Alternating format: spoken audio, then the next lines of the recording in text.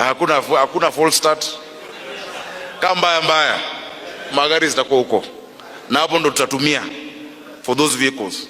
So we are agreeing on the specific ones. Na there will be no unfair treatment. Kama magari ya Bomet ziko hapo, hakuna sako zingine za Bomet zitakuwa hapo na nyingine ndani ya town. Kama tumesema Kakamega ama Makueni, there will be no special treatment. Ati gari zingine ziko ndani na zingine ziko hapo. We will discuss that on its own. Si ati hatuwadhamini, tunawapenda sana. Juu mnatuletea watu to our capital, which is the economic hub. Yule mtu ambaye anasafiri long distance ni msafiri ambaye amejipanga. Anajua anaenda Ocha. Na anajua, kuna watu for instance, where? Kariokoo kuna magari ya wapi? I think Nyeri or where? Some have their vehicles there. And people always knew, nikitaka hii basi, iko Kariokoo, ndaiendea. So, ya Mukuruweni, si ndio hiyo? Ziko hapo. Na mtu from wherever he is anajua kama anaenda Mukuruweni, ataenda hapo apande gari yake.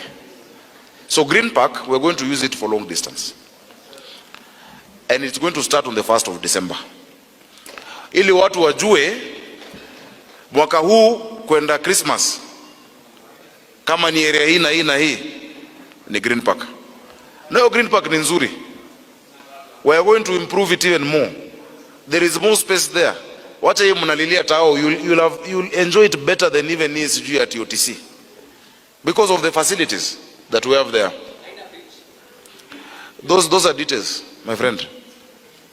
In fact, it doesn't need a bridge for long distance. Hii ya tao kila saa ndo mnahitaji bridge. And they want to do a viaduct. But for long distance, you don't need that. Yeah? So we're going to implement it. And we're not doing a false start. Na nimemwambia gavana wa Nairobi tutakaa chini na yeye kwa sababu sisi ndio tulimchagua. Mimi ndio niliketisha Wakikuyu pale Nairobi nikamwambia wamchague. Na nimemuita tukae chini na yeye. Mambo yoyote ambaye anaamua ambaye anaweza haribu biashara katika Nairobi, kwanza tuongee tukubaliane. Hatutaki speed mingi sana, twende pole pole. Si ndio?